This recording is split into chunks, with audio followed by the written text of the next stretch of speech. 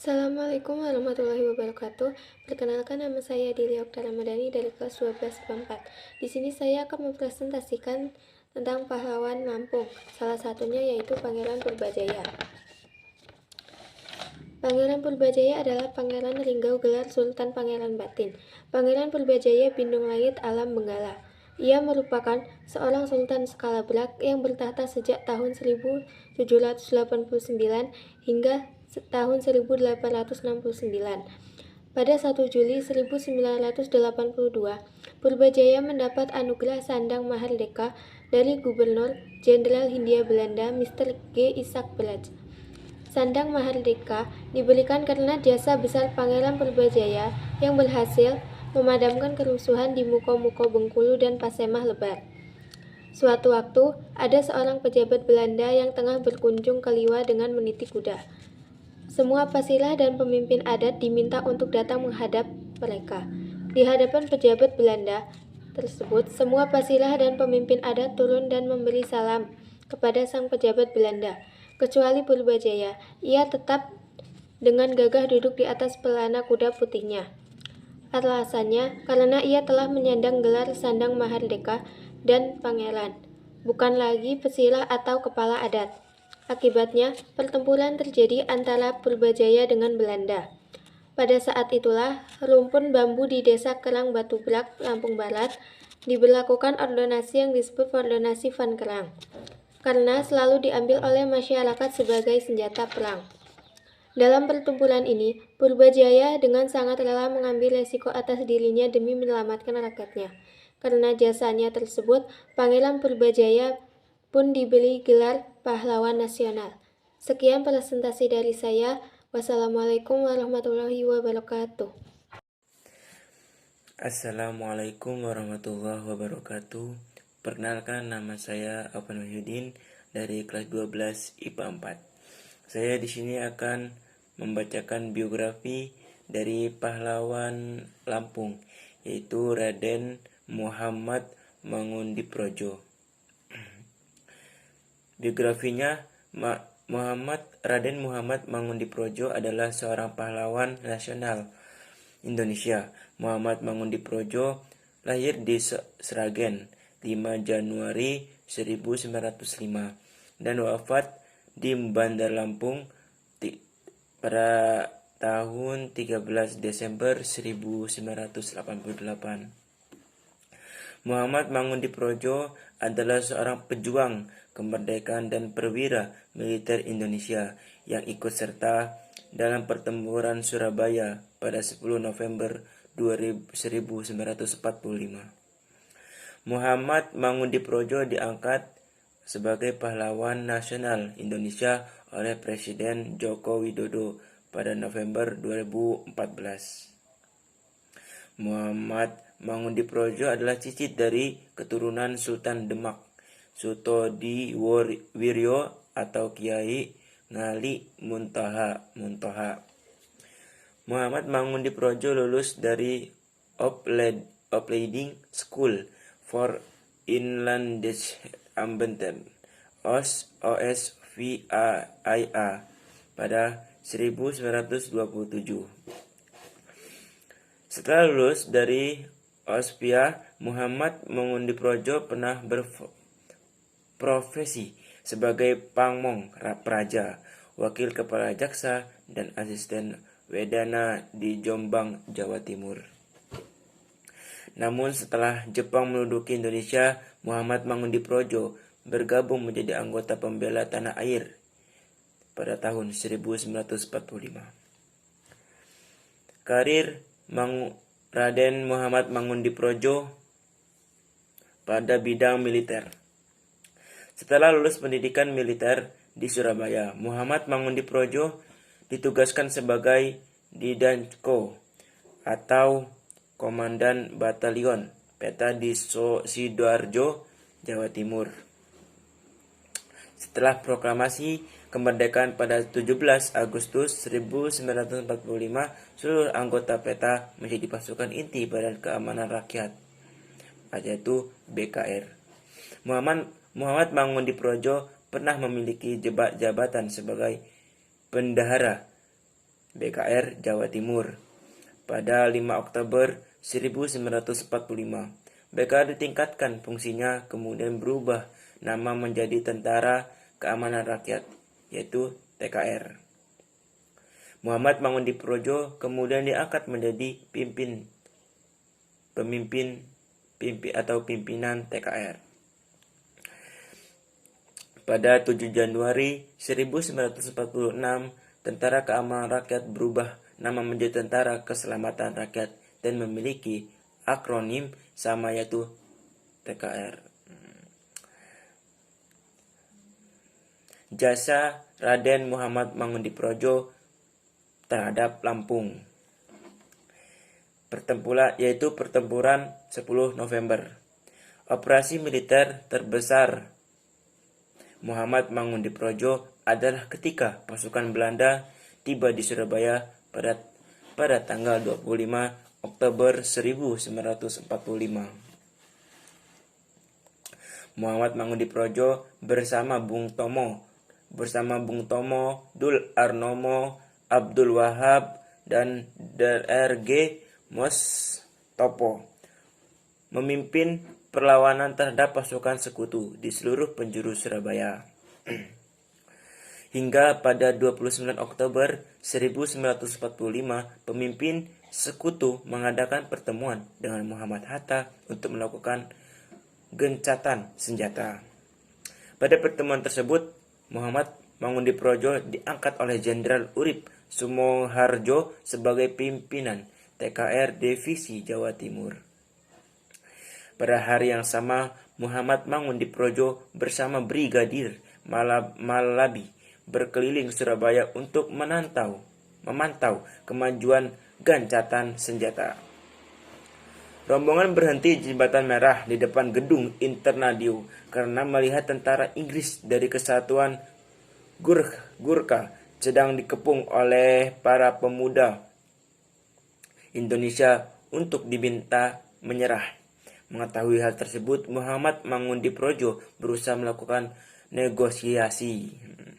Namun Muhammad Mangundiprojo disandera oleh tentara Gurkha sehingga bentrok senjata antara tentara Inggris dan pemuda Surabaya tidak dapat dihindari. Dalam peristiwa tersebut, Brigadir Malabi tewas dalam mobilnya yang meledak dan terbakar. Tewasnya Brigadir Malabi membuat Inggris marah, kemudian melakukan ultimatum kepada rakyat Surabaya mempunyai senjata untuk menyerahkan senjatanya. Ultimatum tersebut ditolak oleh Muhammad Mangundiprojo. Perbedaan pendapat tersebutlah yang memicu pertempuran pada 10 November 1945. Pertempuran tersebut berlangsung selama 22 hari dan menewaskan 6.315 pejuang anggota TKR. Setelah pertempuran Surabaya usai, Muhammad Mangundiprojo dipromosikan menjadi mayor jenderal oleh Presiden Soekarno. Mungkin ini saja yang dapat saya sampaikan tentang biografi dan karir atau jasa dari Raden Muhammad Mangundiprojo. Sekian dari saya, terima kasih atas perhatiannya. Mohon maaf bila ada kesalahan. Saya akhiri. Wassalamualaikum warahmatullahi wabarakatuh. Assalamualaikum warahmatullahi wabarakatuh. Perkenalkan, nama saya Windiani dari kelas 12 MIPA 4. Saya akan mempresentasikan pahlawan Lampung, yaitu Mr. Gila Harun Nasution. Gila Harun lahir di Sibolga 6 Desember 1910. Meski berdarah Batak, Gila Harun sudah tidak asing lagi dengan Lampung sebab ayahnya Harun Ar-Rasyid Nasution yang merupakan seorang dokter sejak dahulu dan menetap di Tanjung Karang Timur. Gila Harun dikirim orang tuanya untuk belajar hukum di Sekolah Hakim Tinggi di Leiden, Belanda. Pada akhir tahun 1938, ia kembali ke tanah air, lalu ia membuka kantor advokat pertama di Lampung. Pada tahun 1945, ia memulai perjuangannya dari Angkatan Pemuda Indonesia dengan menjadi ketuanya, tetapi aktivitas itu berhenti saat ia ditugaskan menjadi hakim di Mahkamah Militer Palembang. Dengan adanya ultimatum dari Gubernur Jenderal Hindia Belanda, Gila Harun memutuskan kembali ke Lampung dan bergabung kembali dengan API. Pada 5 Januari 1949, Gela Harun diangkat sebagai akting residen Lampung menggantikan Residen Rukadi. Baru sebentar bertugas, Gela Harun terpaksa memindahkan keresidenan dari Pringsewu ke Talang Padang. Hal ini dilakukan karena Belanda telah memasuki kawasan Pringsewu. Serangan Belanda membuat Gela Harun kembali memindahkan pemerintahan darurat ke pegunungan Bukit Barisan di Desa Pulau Panggung dan berakhir hingga ke Desa Sukaraja Waitenong, Lampung Barat. Selama 6 bulan, Gela Harun mengendalikan keresidenan di Waitenong. Belanda mengebor wilayah Waitenong di Desa Mutar Alam, Tanjung Raya, dan Sukananti. Kondisi inilah yang menyebabkan sulitnya pasokan obat-obatan. Hal ini menyebabkan putri Gela Harun, Herlinawati, meninggal dunia saat berusia 8 bulan. Gela Harun dan pasukannya baru kembali ke Tanjung Karang setelah penyerahan kedaulatan pada 27 Desember 1949.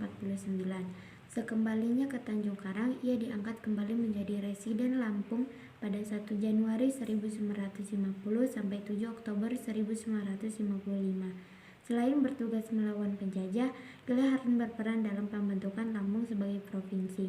Gela Harun sempat menjadi anggota Dewan Konstitut. Selepas itu, dia kembali pada profesi lamanya, yakni sebagai advokat. Profesi pengacara itu ditekuninya hingga menghembuskan nafas terakhir pada 4 April 1973. Gela Harun wafat di usia 62 tahun. Jasadnya dimakamkan di TPU Kebon Jahe Empal, Bandar Lampung. Sekian presentasi saya. Wassalamualaikum warahmatullahi wabarakatuh. Assalamualaikum warahmatullahi wabarakatuh. Saya Aisyah Fitri dari 12 Minggu 4 akan menjelaskan salah satu tokoh yang berasal dari Lampung, yaitu Batin Mangunang. Ini adalah potret dari Batin Mangunang. Nama lengkapnya adalah Raja Kiang Negara. Beliau berputra Raja Dipati dan Raja Dipati berputra Raja Mangkunegara. Di waktu kecil, nama Batin Mangunang adalah Sabit dan gelarnya ketika menjadi kepala marga adalah Dalok Urak Belang. Belang adalah tanda lahir dari Batin Mangunang yang terdapat di leher. Batin adalah sebutan kepala adat dari Saibatin, sementara Mangunang artinya adalah nama yang terkenal di mana-mana atau tersohor di mana-mana. Batin Mangunang berasal dari Buah Nyata, marga dari Kota Agung Tanggamus. Nenek moyang Batin Mangunang berasal dari Kerui. Batin Mangunang mengadakan perlawanan dari Kota Agung Tanggamus pada tahun 1832. Sejarah perlawanan terhadap Batin Mangunang ke Belanda dikarenakan ia tidak ingin tanah leluhurnya dikuasai Belanda. Batin Mangunang mengadakan perlawanan terhadap Belanda di daerah Teluk Semangka, Tanggamus. Di saat Raden Intan I wafat, Batin Mangunang mendapatkan restu dari para kepala kampung di Teluk Betung dan Semangka untuk menyerbu pertahanan Belanda di Teluk Betung. Belanda merancang strategi untuk menggempur pertahanan Batin Mangunang. 2 hari kemudian, pada 11 September 1832, Belanda kembali melancarkan serangannya. Kali ini, Belanda mengerahkan pasukan dalam jumlah besar dan dipersenjatai meriam. Tembakan meriam dilakukan terus-menerus sementara pasukan terus bergerak maju. Siasat Belanda ternyata sudah diprediksi oleh Batin Mangunang. Mangunang sudah menarik mundur pasukannya ke dalam hutan lebat di lereng Gunung Tanggamus. Benteng teratas Bombay memang jatuh ke tangan Belanda karena sudah ditinggal pasukan Batin Mangunang. Alhasil, Belanda tidak menemukan satupun mayat dan senjata di benteng tersebut. Belanda mengira mereka sudah menang karena menganggap Batin Mangunang tidak melawan lagi. Padahal Batin Mangunang masih melakukan perlawanan sampai akhir hayatnya. Batin Mangunang bertempur melawan Belanda di wilayah Teluk Semangka pada tahun 1820 sampai 1833, lalu melarikan diri ke Linggau, Riau bersama Raden Imbakusuma dan Kiai Arinata Praja. Setelah di Riau ditangkap Sultan Lingga bersama Belanda, kemudian dibawa ke Pulau Timur melalui Jakarta. Sampai di Jakarta, Kiai Arinata Praja sakit dan meninggal, sedangkan Batin Mangunang dan Raden Imbakusuma meninggal di dalam tahanan Belanda di Pulau Timur. Batin Mangunang dimakamkan di Tambak Balak, Kota Agung Tanggamus. Perjuangan Batin Mangunang dilanjutkan oleh anaknya, yaitu Mangkunegara. Jasa Batin Mangunang di masa penjajahan Belanda diabadikan menjadi nama rumah sakit di daerah Tanggamus, yaitu Rumah Sakit Umum Daerah Batin Mangunang Kota Agung di Bandar Lampung, tepatnya di di daerah Segalamider. Nama Batin Mangunang dijadikan nama jalan, yaitu Jalan Mangunang. Batin Mangunang diberi gelar pahlawan dan diperingati setiap tanggal 10 November. Wassalamualaikum warahmatullahi wabarakatuh. Assalamualaikum warahmatullahi wabarakatuh. Saya Dea Safira dari kelas 12 IPA 4 ingin menjelaskan tentang Pangeran Raden Imbakusuma. Berikut ada fotonya. Raden Imbakusuma atau Raden Imba II Kusumaratu wafat timur Belanda 1834, merupakan patriot tanah Lampung yang berasal dari Kalianda. Ia merupakan putra dari Raden Intan I yang meninggal dunia pada tahun 1825. Raden Imbakusuma berjuang serta bertempur melawan Belanda di daerah Kalianda dan sekitar Gunung Rajabasa pada tahun 1828 sampai 1834. Setelah Perang Diponegoro selesai pada tahun 1830, Belanda menyerbu Raden Imbakusuma di daerah Semakau. Kemudian pada tahun 1833 Belanda menyerbu benteng Raden Imbakusuma, tetapi tidak berhasil mendudukinya. Baru pada tahun 1834 setelah asiden-asiden diganti oleh perwira militer Belanda dan dengan kekuasaan penuh, maka benteng Raden Imbakusuma berhasil dikuasai. Karena terdesak oleh Belanda, Raden Imbakusuma melarikan diri ke Lingga, Riau bersama mertuanya Kiai Arya Natabraja dan Raden Mangunang. Tetapi penduduk daerah Lingga ini menangkapnya dan menyerahkan kepada Belanda. Perjuangan Raden Imbakusuma yang mewarisi tahta sebagai Raden Lampung Selatan juga mewarisi sifat-sifat ayahnya, yaitu anti terhadap penjajahan Belanda dan berusaha untuk melawannya. Sikap anti terhadap penjajahan Belanda tersebut juga mendapat dukungan dari ayah mertuanya, yaitu Kiai Arya Natapraja dan kepala Kebakdahan teratas Batin Mangundang, serta rakyat daerah Semakau. Semasa Raden Imbakusuma menjabat sebagai Ratu di Lampung Selatan, ia mempunyai hubungan keluar Lamban yang sangat luas, yaitu menjalin hubungan persahabatan dengan Kesultanan Lingga yang diwujudkan dengan perkawinan saudara perempuannya dengan Sultan Lingga. Di samping itu, Raden Imbakusuma juga menjalin persahabatan dengan Pulau Bugis dan Sulu. Dengan jalinan persahabatannya yang dibina Raden Imba dengan beberapa wilayah di luar Lampung, membuat kekhawatiran di pihak tentara Belanda, sebab dikhawatirkan Raden Imbakusuma menjalin sesuatu kekuatan untuk menyerang Belanda. Tetapi dugaan Belanda tersebut benar. Raden Imbakusuma melakukan penyerangan di Teluk Lampung dengan bantuan rakyat setempat. Raden Imbakusuma berhasil mengalahkan pasukan Belanda di dekat Kampung Mutun. Pertempuran melawan Belanda pun kembali terjadi pada tanggal 9 September 1832 di daerah Gunung Tanggamus. Dalam pertempuran tersebut, pasukan Belanda di bawah pimpinan Kapten Hoffmann, namun dalam perlawanan melawan Belanda kali ini pasukan Raden Imbakusuma kembali mengalami kemenangan dari pasukan Belanda yang banyak yang tewas, sedangkan Kapten Hoffmann mengalami luka-luka. Dengan kekalahan tersebut, akhirnya pasukan Belanda ditarik mundur. Dengan ditariknya pasukan Belanda di daerah Gunung Tanggamus tersebut bukan berarti pasukan Belanda menerima kekalahan. Beberapa kali kekalahan yang dialami oleh pasukan Belanda dalam menghadapi setiap perlawanan bagi Belanda menjadikan satu cambuk untuk mengirimkan bala bantuan yang lebih besar. Begitu pula yang dialami Belanda dalam menghadapi beberapa kali perlawanan yang dilakukan oleh Raden Imbakusuma. Selanjutnya Raden Imba dan beberapa pasukannya menyingkir ke Kesultanan Lingga sekaligus minta perlindungan. Namun sayang tempat persembunyiannya pun diketahui oleh Belanda. Raden Lingga akhirnya mendapat tekanan dari Belanda, yang isinya apabila tidak menyerahkan Raden Imbakusuma, kerajaan Lingga akan mendapat serangan dari Belanda. Akhirnya Raden Lingga pun menyerahkan Raden Imbakusuma meskipun dengan terpaksa. Dengan diserahkannya Raden Imbakusuma dan beberapa pengikut ke Belanda, maka mereka ditangkap dan dibawa ke Batavia. Pada saat ini Batavia itulah mertua Raden Imbakusuma dan hulu balangnya Raden Mangunang meninggal dunia, sedangkan Raden Imbakusuma dibuang ke Pulau Timur.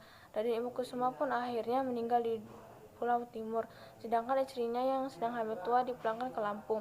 Dengan meninggalnya Raden Imbakusuma, maka kekuasaan Lampung berada sepenuhnya di tangan Belanda. Selama itulah kurang lebih 15 tahun Lampung sepi dari pemberontakan. Sekian, terima kasih. Wassalamualaikum warahmatullahi wabarakatuh. Assalamualaikum warahmatullahi wabarakatuh. Perkenalkan, nama saya Destor Pitasari dari 12 MIPA 4. Di sini saya akan mempresentasikan biografi Rais Latif. Rais Latif adalah salah satu seorang pelopor tradisi literasi di wilayah Lampung. Beliau ini di wilayah Lampung Barat.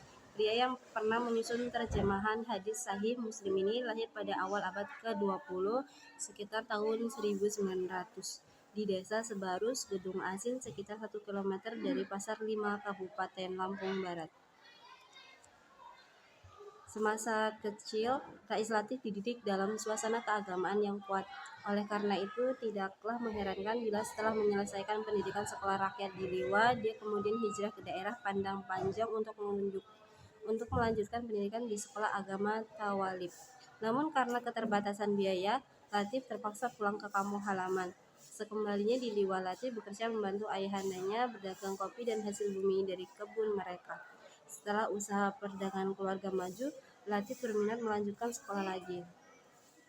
Beberapa waktu tinggal di Singapura, Latif kemudian memutuskan hijrah ke Jakarta. Di Jakarta, Latif dan beberapa koleganya yang sama-sama alumnus Kairo dan berasal dari Lampung mendirikan sebuah sekolah mu'alim di Gang Sentiong. Konon sekolah ini sangat terkenal pada masanya dan mampu bersaing dengan sekolah-sekolah yang dipimpin oleh para pastor dari Belanda. Sukses mendirikan sekolah mu'alim di Gang Sentiong menjelang Perang Dunia II, Rais Latif kembali ke kampung halamannya Liwa. Di tanah kelahirannya tersebut dia mendirikan sekolah di daerah Talang Paris dekat Bumi Kemuning. Selain itu, dia juga menjadi pengajar di Wusto Mu'alim Muhammadiyah Liwa yang waktu itu mulai memperkenalkan sistem pendidikan modern dengan proses belajar mengajar yang sangat progresif. Dalam proses belajar mengajar, Wusto Mu'alim menerapkan aturan main yang cukup ketat. Saat menjadi pengajar di Wusto Mu'alim, bila Rais Latif dijodohkan dengan salah seorang mantan muridnya yang kebetulan berasal dari desa yang sama. Usai menikah, Latif berkeinginan kembali berkarya di Jakarta karena bangsa Indonesia telah merdeka. Rais Latif mengabdi pada Departemen Agama hingga pensiun pada sekitar tahun 1960 dia. Selanjutnya, dia memilih pulang untuk memajukan kampung halamannya, yaitu di Liwa. Ketimbang menjadi pengajar di Sekolah Tinggi Agama Islam Jakarta, di Liwa Latif memimpin dan mengajar di Sekolah Sanawiyah Muhammadiyah Pekan Tengah Sebarus hingga usianya mencapai 70 tahun. Karena tidak ada aliyah di Liwa, para alumninya melanjutkan di kota-kota lain seperti Yogyakarta dengan kualitas memadai. Lulusan Sanawiyah ini bisa diterima di kelas 2 aliyah atau SMA di Yogyakarta. Rais tetap mengajar sampai berusia 70 tahun. Beliau wafat pada usia 77 tahun dan dikebumikan di Desa Sebarus Liwa di dekat tempatnya mengajar dan di tengah masyarakat yang begitu dicintai. Assalamualaikum warahmatullahi wabarakatuh. Perkenalkan, nama saya Elsa Sri Agustina dari kelas 12 MIPA 4. Di sini saya akan menjelaskan tentang salah satu tokoh keagamaan sekaligus tokoh pahlawan Lampung, yaitu Kiai Haji Kholib. Kiai Haji Kholib dilahirkan pada tahun 1899 di Kampung Mojo Santren, Krian, Jawa Timur. Ayah beliau bernama Kiai Rohani bin Nursian dan ibunya bernama Muksiti. Kiai Haji Kholib walaupun hingga wafat tidak pernah bertemu dengan ayah kandungnya, beliau banyak belajar ilmu agama dari guru-gurunya. Sejak umur 7 tahun, Kiai Haji Kholib diserahkan oleh ibunya kepada Kiai Ali di kampungnya untuk belajar ilmu agama bersama Kiai Hashim Ashari dan Kiai Kholil. Kiai Kholib datang ke Lampung sekitar tahun 1927. Beliau membeli sebidang tanah di sebelah utara Pasar Pringsewu. Di tanah inilah beliau membangun rumah dan masjid, yang pada tahun 1928 merupakan masjid pertama di Pringsewu. Namun, keberadaannya selalu diusik oleh Jepang dan Belanda karena dianggap mengancam. Puncaknya, kemarahan Kiai Haji Kholib kepada Jepang dimulai dengan perjuangannya menentang program Seikirei tahun 1942 dan tindakan Jepang yang menindas, menyiksa, dan memeras rakyat. Kiai Haji Kholib segera menyiagakan pasukan untuk mengusir Jepang dari tanah bambu 1000 yang saat ini menjadi Pringsewu. Bermodalkan golok, keris, dan bambu runcing, mereka tak kenal lelah melawan Jepang. Untung Jepang tidak lama berkuasa karena bertekuk lutut kepada sekutu. Namun bukan berarti penjajahan selesai. Belanda kemudian menggempur pertahanan Indonesia di mana-mana. Kiai Haji Kholib kembali menyiagakan dan membentuk pasukan jihad. Sewaktu agresi Belanda II tahun 1949, Lampung didarati Belanda melalui Pelabuhan Panjang pada 1 Januari. Di Pringsewu, basis TRI ditempatkan di pesantren Kiai Haji Kholib untuk menganyang Belanda. Melalui musyawarah para tokoh, Kiai Haji ditetapkan sebagai pemimpin pasukan gerilya. Pada tanggal 27 November tahun 1949, terjadi perundingan clash order antara delegasi tentara Belanda dengan delegasi RI atau TNI di Kota Bumi. Namun sayangnya Kiai Haji Kholib harus gugur akibat tertembak sesaat setelah ia keluar dari tahanan 15 hari. Akibat jasanya itu, beliau dikenal sebagai pahlawan Lampung, sekaligus tokoh keagamaan di Lampung maupun Pringsewu. Sekian penjelasan dari saya. Wassalamualaikum warahmatullahi wabarakatuh. Assalamualaikum warahmatullahi wabarakatuh. Saya Hani Asyifa dari kelas 12 MIPA 4 ingin mempresentasikan salah satu tokoh keagamaan yang ada di Lampung. Monsignor Dr. Andreas Suwijata Henry Susanto SCJ adalah uskup keuskupan Tanjung Karang periode dari 18 April 1979 sampai 6 Juli 2012. Ditahbiskan menjadi imam pada tanggal 2 Juli 1961 dan terpilih menjadi uskup di Keuskupan Tanjung Karang pada tanggal 18 April 1979. Dia lahir pada tanggal 7 Juni 1935 di Gunung Kidul, Yogyakarta dan meninggal pada tanggal 10 Maret 2016 di Jakarta Pusat. Gereja Katolik Roma Keuskupan Tanjung Karang, dan dia dimakamkan di pemakaman Katolik Dharma Santi Merta, Negeri Sakti Gedong Tataan, Pesawaran. Dia memiliki moto yaitu Eritis Mihi Testes, kamu akan menjadi saksiku. Dia memiliki nama lahir Suwiyata Romo Henry, mulai menjalankan tugas pelayanan pastoral parokial di Keuskupan Tanjung Karang pada tahun 1966 sampai 1971, mendapatkan tugas pelayanan di paroki Teluk Betung, kemudian pada tahun 1971 sampai 1974 dan 1976 melayani paroki Kedaton pada tahun 1974 sampai 1975 bertugas di Metro.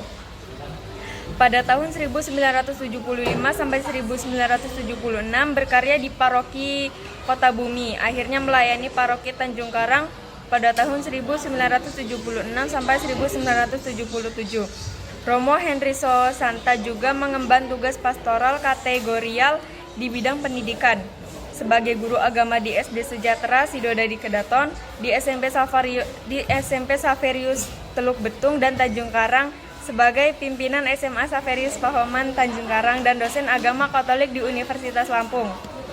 Ia juga pernah menjadi pimpinan Yayasan Saverius dan Yayasan Pembinaan Sosial Katolik atau YPSK Keuskupan Tanjung Karang. Setelah 10 tahun berkarya di Keuskupan Tanjung Karang, Romo Andreas Henry Sosanta SCJ diangkat oleh tahta suci menjadi Episkopus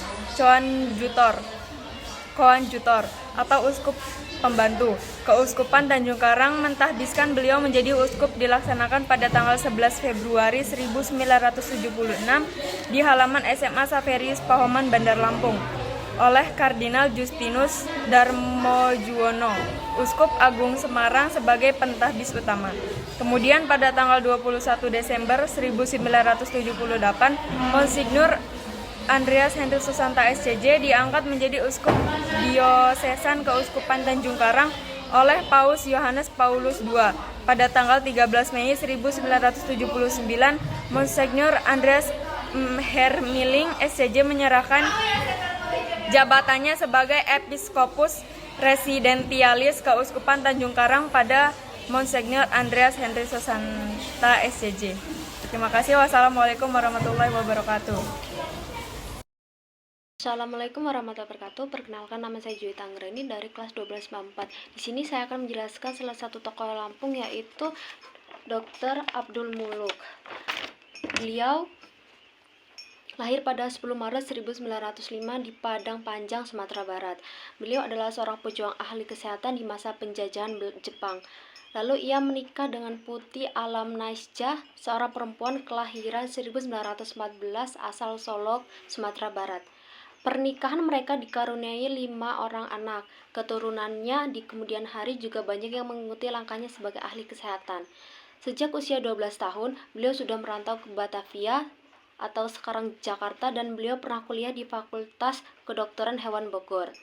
Namun setahun kemudian pindah ke Stovia di Batavia pada tahun 1932.